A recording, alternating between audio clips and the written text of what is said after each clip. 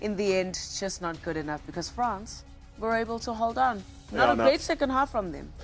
Good second half from Argentina. I mean, they scored only about 7 points in the first half, and then they really came back. And France went a bit quiet. They'll sort of ask themselves about their second half performance, something that Argentina sort of woke up to. But this French team is very clinical, especially when they get into the 22. I mean, that is just gain line after gain line, and this face ball is just class because it's a good opportunity, good option taken, people running onto it, Scudder. And that's how they dominate the gain line, around the corner, over the gain line. And then you just, as defense, you don't have the ability or time to get around set. And when you've got options on the line, Dupont's the best at picking them. You'll sometimes see him take a step across, drop the ball on the inside. This was actually beautiful setup. Because they are playing frantic and same way, they actually get narrow and they actually got to come back, set a couple of phases. The key for them is they keep on bossing the gain line. They come on the late sweep. The offload there is faintly ridiculous. It's beautiful. They went quiet in the second half. And I think, like, obviously Argentina was playing most of the rugby, created so many 22 entries. Argentina will kick themselves for this first half, same as last week. It's just the discipline that cost them. And then game management and errors. Lovely little front peel. That's a la the box. They copied the box from last week. That's a similar one. How's Gaja? He likes scoring a little try with a pick and go. He went for a couple tonight. I'm telling you, that man, every time he gets to the 5-meter line, he's probably telling everyone, it's got my name on it, because he just gets closer to the ball. He just wants to get involved. And I know. And there's one thing about this Argentine side. Every time when things get chaotic, that's when they come out. And they almost want to play through the transition. They look much better because of these players, how they react when they in transition. But this French team is always going to show you some quality. And here, it's just pace, eh? Bele Perret. Yeah, how did he sum that up? A little nudge off the left. But, like, obviously Argentina gifted this to them. Unfortunately reserved. Bazan Velas, the strike zone's too wide. He got charged right before they charged again. And this is actually the only thing France really did. Yes, they scored the disallowed try at the back where Argentina was chasing the game. But, yeah, for Argentina, just not enough unstructured rugby where they can sort of get a foothold, attack from deep. And they were super effective when they got into this pick and go. This is beautifully finished by Ruiz. I thought he was going the wrong way. There's about 27 French players underneath that goalpost. And he goes straight through the middle of them. And it's been interesting, these two teams, how the French, when they want to get over the gain line, it's almost like play through that hole they find. And then you see their three quarters, especially the 10 and the 15, hanging out. And then they can swing whichever way where they create a space and there's less numbers. That's a try we saw from Villarreal. And that's the contrast of teams, how they want to play. And I guess that's why we love international rugby, because you go back to your traditional strengths, and that's what you showcase when it comes to that level. And sticking to the long kicking game. For them, it's energy conservation, this whole game plan of theirs, playing the gaining grounds, and then they want them to really fire up when they do get a turnover, when they do get into the 22. Ramos, how does he kick to goal, boys? Oh, no. Who doesn't miss? There's one that went right through the edge. It was stunning. He's always just so pinpoint. Yeah, and he's doing a decent job at 10 as well from game management. 50-22 from just picking it up. One bounce into touch. So he's a classy player. Maybe not like the greatest attacking player. He's quite composed. But I think you're playing off the back of Dupont. You can sort of risk having someone not so flamboyant, like just to settle things down, kick for distance. And to be honest, if you get into a distance kicking game with them through Dupont or Ramos, you're not going to win it. Yeah. So like I think Argentina did decently with the contestables, especially in the beginning. But then I think like they had opportunity to run it back a bit more. You saw Carreras take them on once, bounce through Fico. And got right through. Unbelievable. They had quite a few line breaks, but unfortunately for them, they left themselves similar to last week.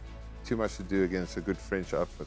Yeah, you spoke about it a little bit earlier, Kobani, the lack of ruthlessness in the 22 for Argentina really cost them again today. Here's some of the match stats, some of the numbers, all the possession going Argentina's way, but just not good enough, not getting points on the board. Those meters made, I know that is massive. I mean, last week Argentina made about 204 tackles against Ireland, and again another effort. There's nothing wrong with their effort. There's nothing wrong how many times they carry a ball. I mean, if you're going to carry a ball 157 times and get 941 meters, you're busted me finishing that and giving yourself a better chance onto your scoreboard, because at the moment they're doing all of that work. It must be so frustrating. No reward. You think you're in the game, but you're losing. Yeah, they do it by chasing the game too, you know. So like territory is pretty split even. And France don't want to play that much rugby. But they want to be effective and they want to get 22 entries. Yeah, and the problem for Argentina is they go down to 10 or 13 or 14 men way too often. And then, you know, they concede points and then they try and fight back, and then, you know, just too many game management errors, like knock-ons. A lot of 22 entries in the second half, which they actually, I think they did really well. Unlucky a few times where France was just super competitive and, you know, made it a scrap and got held up over the goal line twice, and you get the 22 drop out and they relieve pressure that way. But nothing wrong with the effort. I mean, they've played some proper rugby this year, you know, beating Australia, South Africa, and New Zealand at home was their biggest fish. Really got stuck in. Before we look at what's happening tomorrow as far as international rugby is concerned, a word on Albanos, because he's just been class throughout this year. He's been a revelation, right? And just goes back to show the confidence that he has shown for Benetton.